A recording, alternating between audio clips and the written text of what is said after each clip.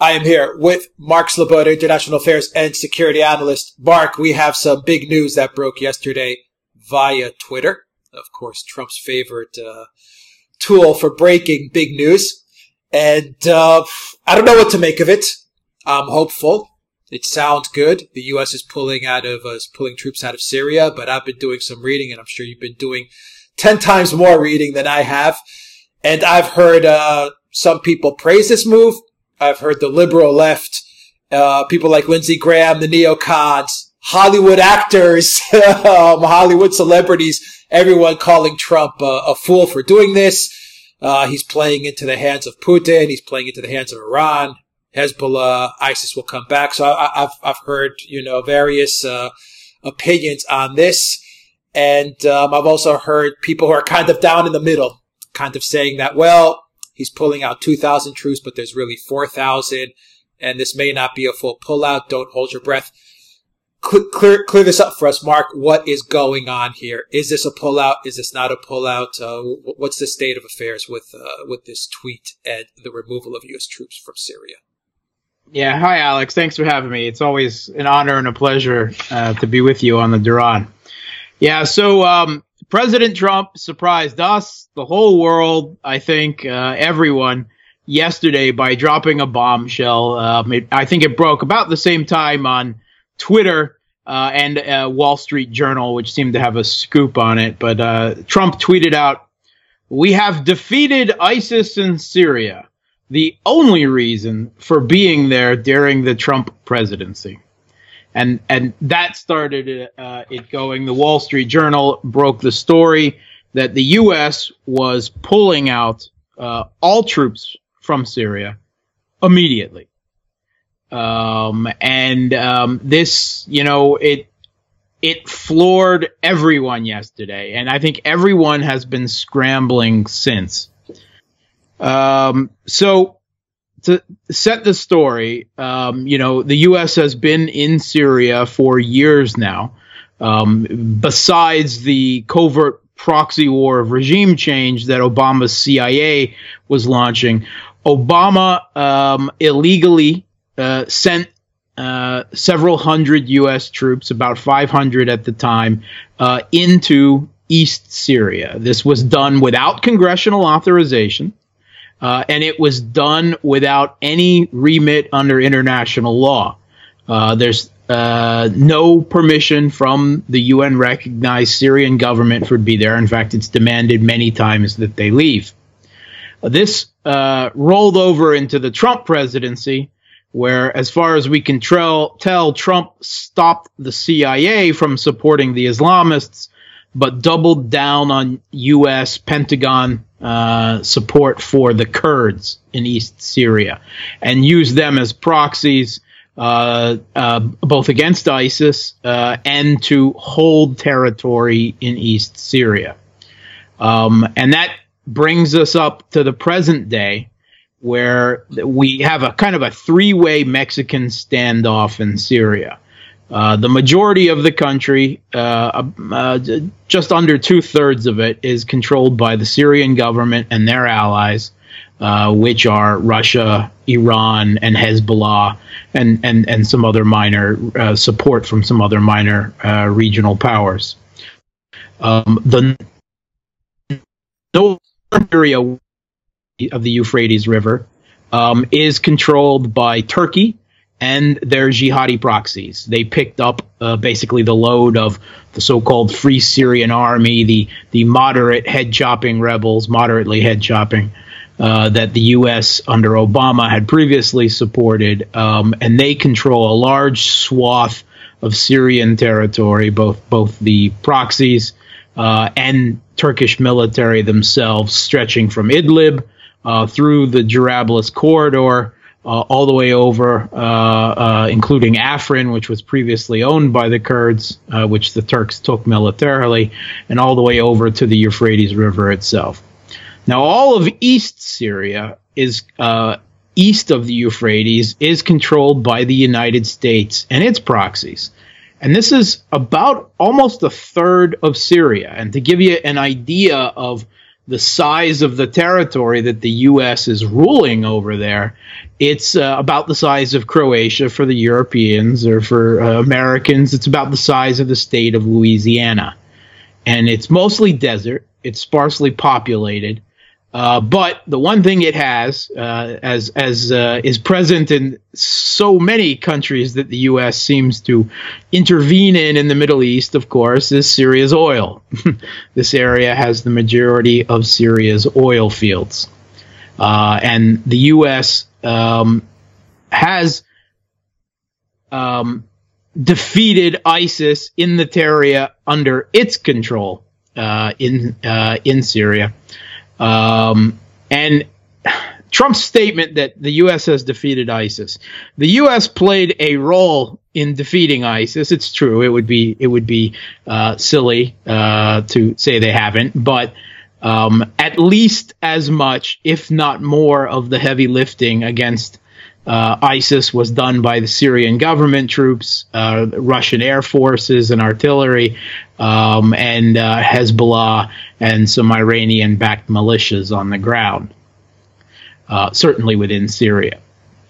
So Trump's, of course, trying to claim it for the United States, saving a little bit of honor and face as he pulls U.S. troops out. We're done. We completed the mission. We defeated ISIS. Yes, you defeated Hitler in World War II, right? The U.S. all by themselves. That's the way the U.S. likes to tell their stories.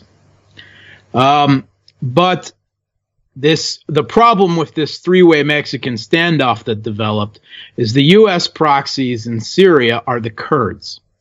Now they're an ethnic minority people. They're present in Syria. They're also present in Iraq, Turkey, and Iran. And they're actually the largest people, the largest nation of people without a state in the world. And we can debate whether they should have an ethnic nation state or not, but the reality is that none of the regional powers, not NATO member Turkey, not Iraq, not Iran, not Syria, wants to give up their territory for a Kurdish state. So it's simply not going to happen, not anytime in the near future anyway. In the course of this conflict, the Syrian Kurds have never actually seriously fought the Syrian government. They were busy the whole conflict fighting the CIA-backed Islamists, Al-Qaeda, Al-Zinki, and ISIS. And they started out on their own. They then received U.S. support. Various groups of the Kurds, they're not a monolith, and at various times also had Russian and Syrian government support. And they never fought the Syrian government. And it's good for Damascus that they didn't, because if at any time during the conflict the Kurds had turned completely against the Syrian government, certainly if it had happened before Russia had intervened, then and if they had fully joined the Islamist rebels, then the conflict would have been over. But they didn't. Now, the problem with the Kurds is not only, where they're situated with ISIS and so on, but that Turkey hates them, the Turkish government. They have their own restive population of Kurds that they consider the political organizations of them terrorists, and have spent years of, repressing, fighting low-level, sometimes high-level insurgency against them. They're, militarily organized as the group known as the PKK, the Kurdish Workers' Party in Turkey. In Syria, they are the People's Defense Force, the YPG, then initiated into this U.S. branding as the Syrian Democratic Forces, with a few East Syrian Arab tribes thrown in. Turkey says that they are the same thing as the PKK across the border in Turkey and Syria, and that regards them as terrorists. So this has led to a lot of friction between Turkey and the United States. The U.S. Does recognize the PKK in Turkey as terrorists, okay, and it has to be said that most of the world does not, but they do not regard the YPG in Syria the Kurds in Syria as terrorists, and they supported them all through the conflict. Turkey has invaded all of North Syria west of the Euphrates and is busy ethnically cleansing, trying to drive the Kurds out of that area as much as they can, because they regard Kurds anywhere on Turkey's border as a potential security threat. And they're also using it as a bit of neo-Ottoman land grab, to be sure. They wanted and were threatening very loudly to do the same in East Syria, east of the Euphrates, in the territory controlled by the U.S. In recent months, and louder in the last few weeks. It got to such an extent of rhetoric and the buildup of forces that the U.S. actually went to the trouble in the last few weeks of building several observation posts, small military bases on the border, border of East Syrian territory controlled by them with Turkey. And they said it was there to provide security and defend Turkey's security, help resolve Turkey's security interests.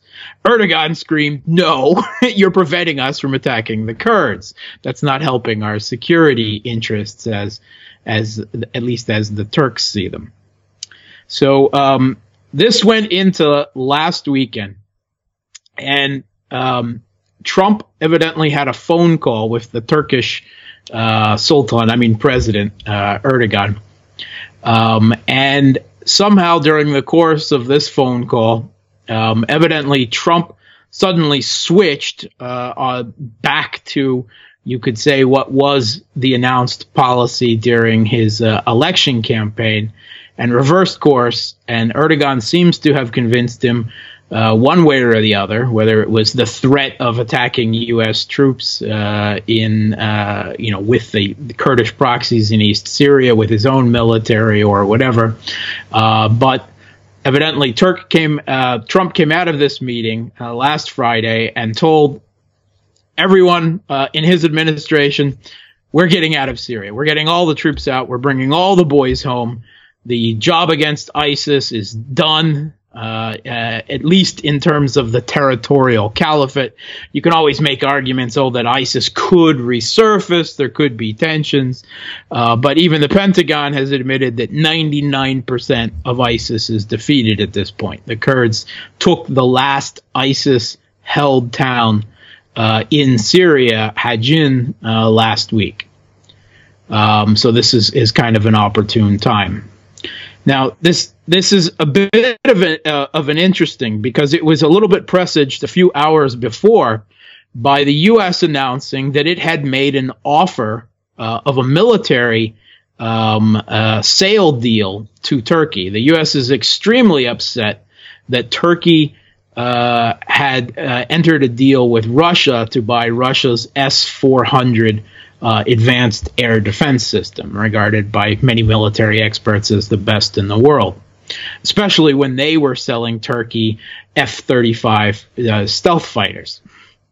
There's some talk that some data could be transferred and absorbed in the process, and that Russia would then have an advantage over the F-35. I'm not sure that's a really good argument. I think it's far more about military-industrial complex and being tied into NATO supply chains. But the U.S., Trump, just in the hours before this withdrawal announcement, announced that the U.S. was willing to sell the Patriot air defense, anti-air, anti-missile defense system to Turkey in a large deal for $3.5 billion. And this is interesting because the U.S. had always previously denied Turkish requests to sell them the Patriot.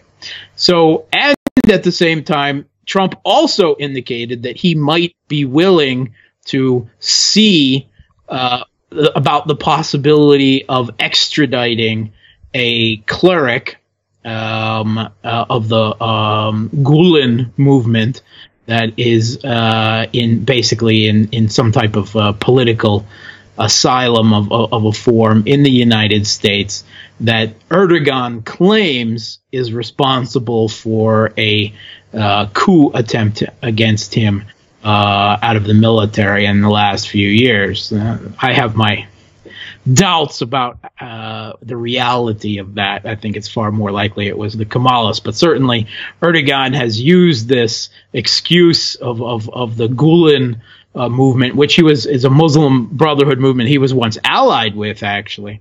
It's also an Islamist movement. And has demanded this cleric that had headed it be returned to him from the U.S. for a long time. Obama, said, well, it's out of the hands of the U.S. presidency. To sweeten the deal a little bit more, Trump said he was prepared to look at it. It's not clear that he actually has the power at presidency to overrule, the judiciary over this. But it certainly probably sounded pleasing to Erdogan, and is one more thing that Erdogan could take home. So there's a lot of questions of why Trump is doing this. Why this sudden reversal? One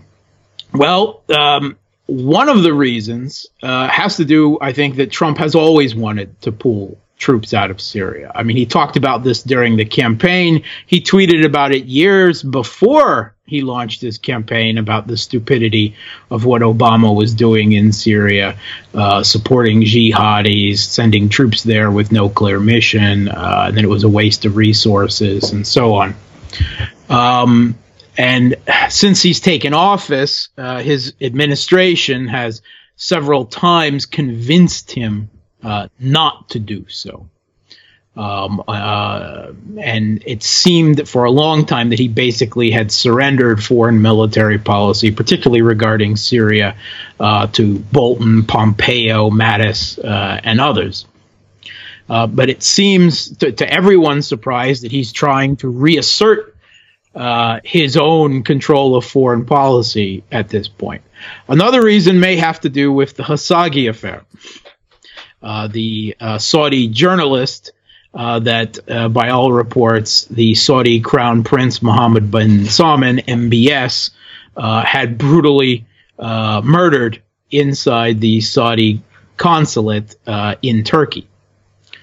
This Khashoggi was a former Saudi intelligence operative who had been tied to the previous intelligence chief and crown prince, was kind of on the political outs, and basically started picking up journalist work, usually criticizing the new Saudi government, for the Washington Post in the U.S. And Turkey evidently had tapes recording, possibly even video, we don't know, but they knew exactly what happened, and they have slowly been releasing it to the press because they're in kind of a war for influence with Saudi Arabia in the Middle East themselves. And Trump has tied a lot of his presidency toward good relations with Saudi Arabia.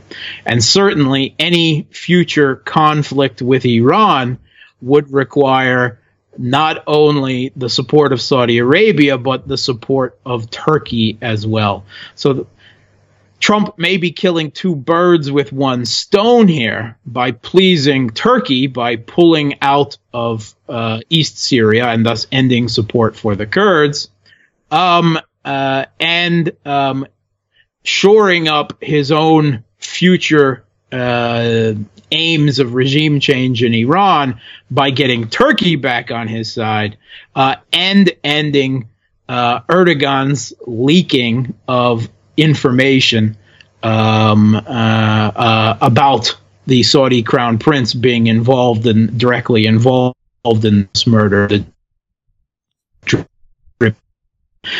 Speculation, but it's a speculation that a lot of people in the Western mainstream media are also repeating about Trump's motivation for doing this, above and beyond saving U.S. lives. But everyone is against this. Everyone. John Bolton, Trump's neocon head of his national security advisor, head of National Security Council, who has always been very much in favor of U.S. invasion and occupation of Syria, is said to be livid. Pompeo and the State Department are completely against it.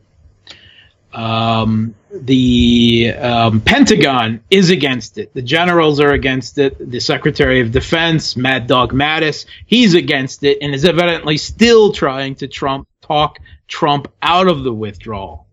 The Republicans in Congress, the neocons and the Republican mainstream, whether we're talking Lindsey Graham, Mark Rubio, they're all against it. The Democrats, the new party of war, the other party of war, they're also against it.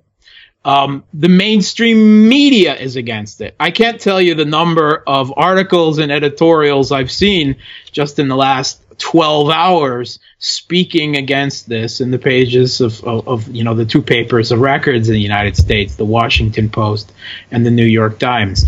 They've dragged everyone out, from Max Boot to Josh Rogan to they even dug Victoria Nuland, Obama's old head, neocon head of Eurasian and European affairs, famous for helping orchestrate the putsch, U.S.-backed putsch in Ukraine with cookies and dropping the F-bomb on EU. Yeah.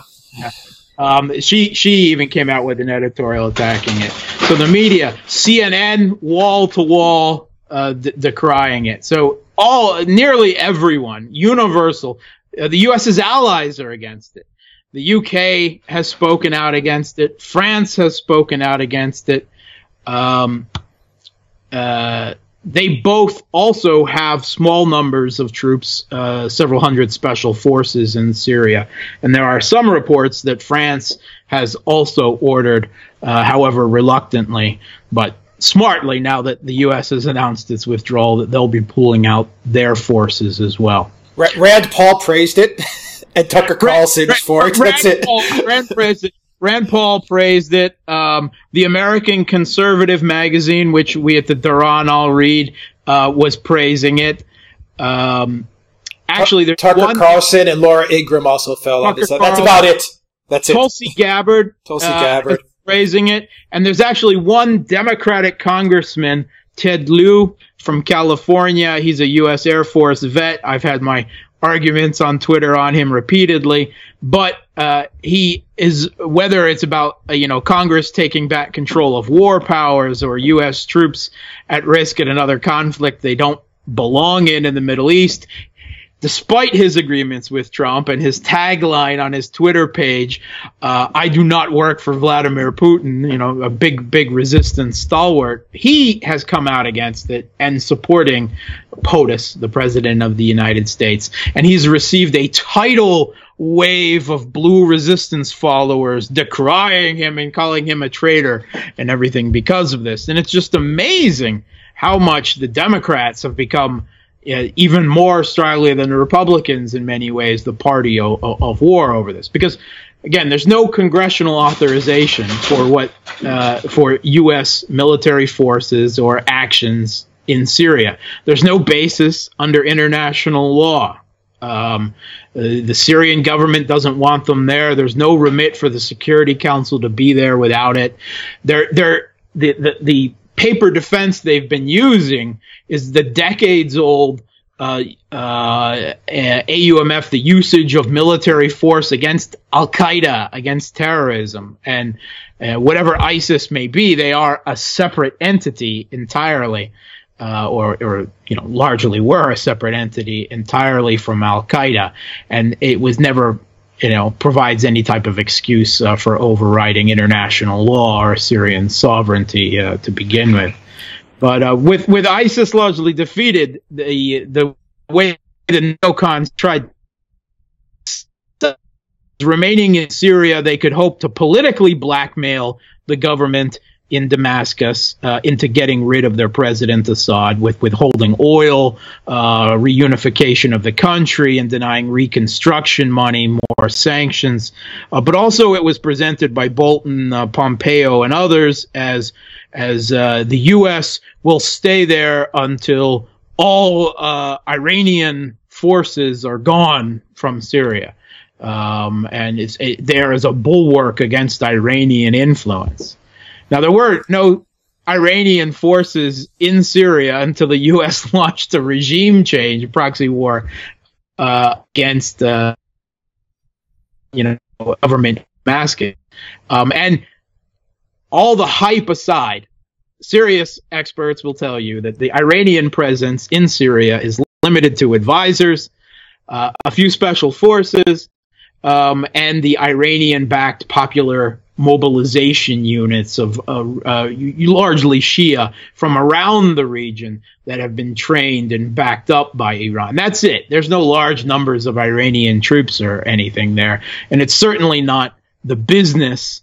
The U.S. has no legal or moral authority to tell Syria who they can and cannot ally with and invite onto their soil. But that was the way the neocons tried to sell this to Trump. But evidently, he's no longer buying it for whatever the reasons are, and he's turned on his own administration. No one knows how real this withdrawal is going to be. Stay on that. That's what I was going to ask you. You've given a lot of whys. From arms sales, maybe he's pocketing $3.5 billion to Khashoggi, to Saudi Arabia, to Turkey. So we've got a variety of whys. Yes. We don't know which one it is. Maybe it's a combination of all of them. Maybe it's something else. But some people have suggested that he's fulfilling his campaign. Yeah, and he's got the campaign promise. I don't think his voters are that interested in his foreign policy campaign promises, other than perhaps the minority of Trump supporters who watch this. And I think you'll all admit that you are a minority of Americans who actually do care about foreign policy and America's regime. And the core group of libertarians and real progressives, the Jimmy Dore types who are also praising this and saying good. Yeah. But the question that I think is on everyone's mind, which you were just starting up, and I want you to go deep into it, is this really going to happen? Yeah, we don't know, because certainly no one within his own administration, his own government, the people in his own cabinets, the deep state, the military, no one wants the U.S. out of there, because for simply geopolitical reasons. The U.S. has invested there. They don't want to see Russia and Iran win, even if that means, as it did earlier, supporting forces allied with Al-Qaeda, or letting ISIS rise up whenever it threatened government-held areas. Win what, Mark? Win what? What does Russia and Iran win? What does Syria win? Syria wins what? Its country back? Yeah, it's country back. It's country back. What does Russia win? Russia wins not having a Saudi-controlled jihadi proxy state 24 hours from its borders. How does the U.S. lose in that case? That's the whole point. To me, it baffles me to what does the U.S. gain in all of this by keeping all the troops there, occupying? Let's be frank. They are occupying a country, and they are partitioning a country illegally. Okay, well, the arguments are, of course, that Syria is Iran's ally. So, and Russia throughout this whole affair has de facto become... Is Syria Iran's ally? Yes. Historically, it has been. In the modern days, right? In the last 20 or 30 years, Syria and Iran have a mutual defense pact. Okay.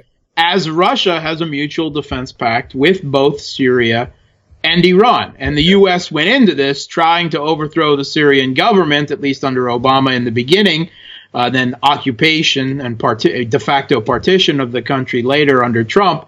That Russia and Iran were both allied with Syria, knowing that the potential great power conflict and World War III Syria that could result if they wanted to overthrow the government there. What else could the U.S. So a lot of it is about Iran, Iranian influence, this theory about this arc of Shia, of Iranian influence stretching from the Persian Gulf into the Mediterranean that was largely created by the disastrous U.S. regime change operation in Iraq, which with now a majority population democratically voting elects in governments that are friendly to their Shia brethren across the border in Iran. Likewise, the U.S. has been repeatedly meddling in the politics in Lebanon, And after a Democratic vote saw, the Hezbollah sees a majority, win in elections, a majority of the parliamentary vote, and Hezbollah is allied with Iran, that has led to an increase of influence there. Of removing the government in Damascus was taking out a piece of Iranian influence out of the picture. And there's every indication that the Trump administration from the very beginning has set their sights on Iran. That's their foreign policy goal. Certainly Bolton, Pompeo, they're all really hot on it. Trump, that's the one part of regime change that even during the campaign, Trump seemed quite interested in. So everyone kind of expected that there. But again, once again, the U.S. has largely created this backlash and it seems to be doing, however much intending the opposite, every bit of meddling and aggression and regime change that they do in the Middle East to try to prevent Iranian influence seems to increase it. And certainly the whole thing has brought Russia and Iran closer together, which never really had particularly close friendships before, but have found themselves increasingly get along on the same side of this. So, the U.S. just keeps shooting themselves in the foot, trying to meddle there. And the whole thing about Iran is largely, of course, has to do with their other two allies for hegemony in the Middle East. The U.S.'s tripod is the U.S. in the middle, with Saudi and Israel to one side. Saudi and Israel are enemies, and Israel and Iran are also both enemies. So, this is the U.S. playing to the policy interests of its allies, on the other side of the world for control of the Middle East. It sees it keep meddling there, and it kind of explains its obsession against Iran. I get very worried with this move that Trump has done, in that maybe he's crossed a red line for the deep state, for the military-industrial complex. Yeah. Maybe he's crossed too big a line. What do you think? I mean, yeah, absolutely. I think this is huge. I could certainly see a neocon defection when the new Congress takes power, if the Democrats make an impeachment attempt, and there's always the possibility of assassination or something else. Certainly, they will try to talk him out of it, and they will use all the arguments, bring up the bogeyman of Iran and everything. But so no one really knows how real this withdrawal will be. Officially, the U.S. has like 503 troops in Syria. Quietly, everyone acknowledges there's at least 2,000. The Washington Post, right, the paper of the deep state establishment, says there's at least 4,000. I would suspect the numbers probably, when you're counting in special forces and military contractors, probably around 8,000. Probably around double. I think it's a safe guess to bet double what the Washington Post says. Is the withdrawal for all 8,000 then, or is it going to be? We have no details about that. We don't know when. We don't know if it's really going to happen. We don't know when, and we don't know how, under what conditions, and how many. I've seen everyone, in various sources throughout the press, different officials talking anonymously to Reuters, the Washington Post, immediately, in 30 days, or in 60 to 100 days. I've seen pulling out at least 2,000 troops to pulling out all the troops. We don't really know. We also don't know, even if the U.S. does pull out, are they going to end their airstrikes and their air control of Syrian airspace east of the Euphrates? We don't know how else they're going to be involved there. There's also a piece of Syrian territory to the south around Al-Tanf, and a crucial highway artery for trade with Jordan that U.S. controls. Are they going to pull out of Al-Tanf in the south of Syria as well?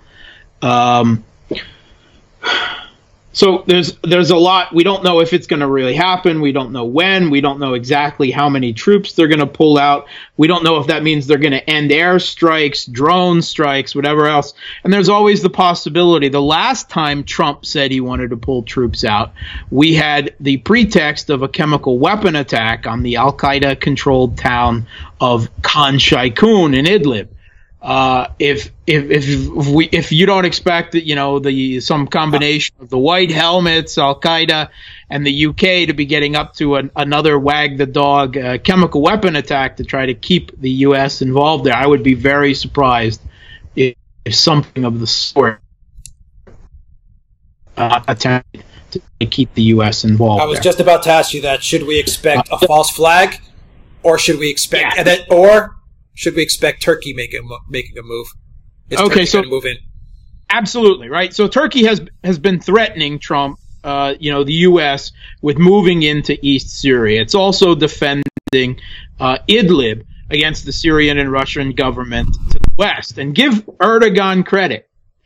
If this actually happens, if this withdrawal happens, he, with the threat of a military force, has managed to back down both Russia, Putin, and the U.S., Trump, against his Syria policy within a number of months, because Russia and the Syrian government called off the planned liberation of Idlib jihadi, which Turkey is backing, when Turkey sent large numbers of troops to reinforce them in Idlib and made clear that they would defend them. Russia backed down, and it's since become kind of a frozen conflict. Likewise, now in the East, when Erdogan threatened the U.S., he was going to move against the U.S. proxy SDF, the Kurds, whether the U.S. forces were there or not. It seems, for whatever combination of reasons, I don't think it's probably just one. These things rarely are. But Trump has decided there. So, Erdogan is a cunning beast. Now, his ego may be cashing checks that the geopolitical importance of his country can't cash somewhere down the road. You can't make enemies of the U.S. and Russia repeatedly in all of this. But this could be a way for the U.S. to improve its ties with Turkey. And at the same time, it could end the kind of geopolitical arrangement, the dance that has occurred with the Astana Agreement between Turkey, Russia, and Iran. Because opposition to the U.S. presence in East Syria was the one thing that did tie all three of them together. Whether it was Russia, Iran, and the Syrian government, or Turkey and their jihadis against the Kurds, no one wanted the U.S. there. Now, with the U.S. announcing withdrawal, if it really happens, expect to see a race. There will be a race between the Syrian government, backed by Russia, to take East Syria and the oil fields, and likewise from Turkey. And I would not be surprised to see if there's actually some type of tag team arrangement made, where the U.S. withdraws and at the same time Turkey moves into territory, right? Giving Turkey not only North Syria, but a good chunk of East Syria and possibly the oil fields as well. Now, all of this means throwing the Kurds completely under the bus. And I'm sorry, the Kurds, I don't regard them as enemies, again, because they haven't fought Russia. They haven't fought the Syrian government seriously till now. But they lay in bed too long with the United States. And they should have learned from the number of times the U.S. has thrown the Iraqi Kurds under the bus again and again to count too much on an alliance with the United States to declare their own de facto quasi-state in East Syria. It was never going to happen. Their best chance to retain some degree of autonomy was working with the Russian government and the Syrian government. Now they have no recourse except to turn to Damascus, and now they have no political leverage because they've lost their roof, their protection, which was the United States. So now they might have lost everything. But if they don't cut a deal with Damascus, with the Syrian government in Russia, then the Turks almost certainly are going to fulfill their announced plans to move into East Syria. If anything, doubly so that now that the U.S. is gone. And just in the last week, the Turkish defense minister in the last few days was talking about a series of trenches and tunnels that the Kurds have built around Manbij in north-central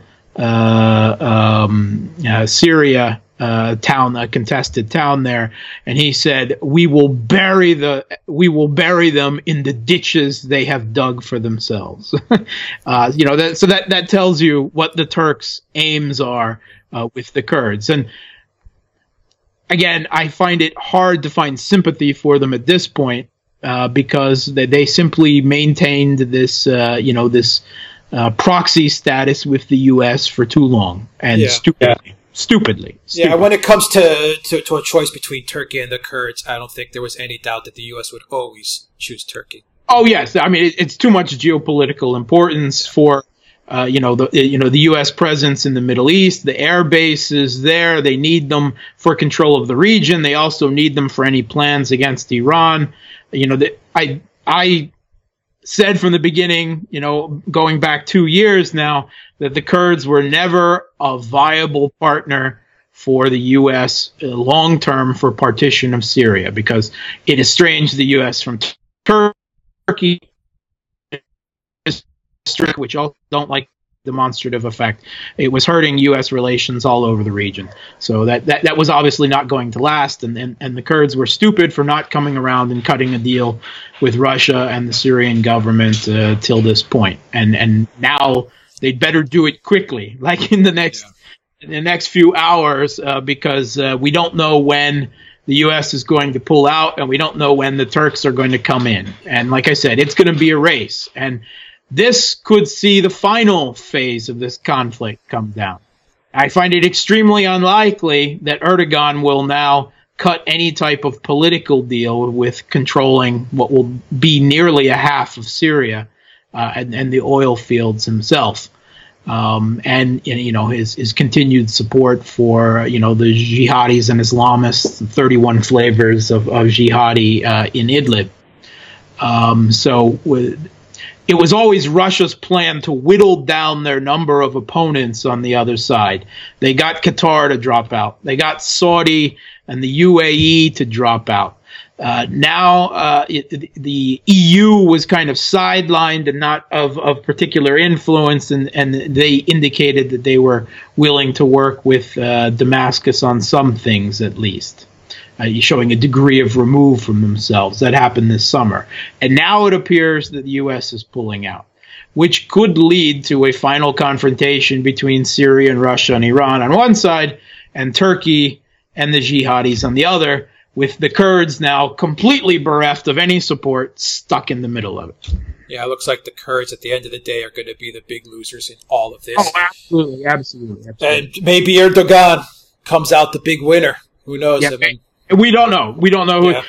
The Russian government has, of course, said that they think that this is good for political the possibility of political settlement, but no one knows at this point what the Turks are going to do, how the U.S. is going to withdraw, if they really do, and so on. And it has to be said that even if the U.S. doesn't withdraw at this point, even if they manage to back Trump down from this or take some other type of action against him, this has irrevocably hurt the U.S. occupation of East Syria, because now it has come to the forefront as a political issue. Why are we there? Why are Americans there? Why are American taxpayer dollars being spent there? A lot of Americans probably didn't even know that we had troops in Syria and how much we're spending there. And that, the questions of why we're there and under what, figment of legal pretense, for these troops there. Yeah, it's hard to say, when Trump, we can leave it at this, when Trump is a trickster type of character, and I don't mean that in a bad way, but, he does have a way to expose the warmongers, the deep states. He sends a tweet out, and whether he follows through on this or not, that tweet alone and that announcement alone, like you just said, Mark, exposes a lot of the left as the warmongers that they are, a lot of the mainstream media as the warmongers as they are. The neocons are coming out The deep state is coming out. And, Trump's just kind of trolling everybody, it seems. What happens after this tweet or how serious it is, who knows? But a lot of Americans are now waking up to the fact that, shit, we've got 4, 6, 8,000 troops occupying Syria. What the hell are we doing there? Why are we there? Lindsey Graham, you want to go there? Suit up and go. Why should I send my family, my brothers, my sisters there to occupy this country? Yeah, as a vet, I wholeheartedly agree. The U.S. simply doesn't belong in these wars of hegemony and regime change in the Middle East, especially not because this conflict has put them on the side of Saudi Arabia and Al-Qaeda and at times ISIS. People forget this, but in the first 2 years of the conflict, the U.S.-backed moderate rebels at the time were not only allied with Al-Qaeda, which they still are now under Turkey's control, but they were also allied with ISIS for the first 2 years of the conflict. I mean, it's in the Western mainstream media. There were actual treaties signed, and they took East Aleppo. They stormed East Aleppo together. ISIS and U.S.-backed moderate rebels, moderately head-chopping rebels. The U.S. has been just morally, legally, politically on the wrong side of this conflict. Obama got the U.S. into this, and maybe, hopefully, our prayers will come true, and Trump will get this. He against it is the entirety of his own administration, the deep state, Congress with 1 or 2 holdouts, and the media. And, the commentariat in the think tanks and academia, all speaking out against this. So we don't know how much of it will really happen. Well, we'll see it play out. That's for sure. It's a big story, and let's see how Trump takes this forward. Mark Sleboda, International Affairs and Security Analyst, thank you for that discussion on the pullout of U.S. troops from Syria. Guys, if you like this video, click on the subscribe button. Smash that like button as well. Click the notifications bell. You can get a copy of this show on iTunes and on Soundcloud in audio format. And don't forget 20% off from the Duran shop. Mark Sleboda, thank you very much. Thanks for having me. Until next time, everybody, take care.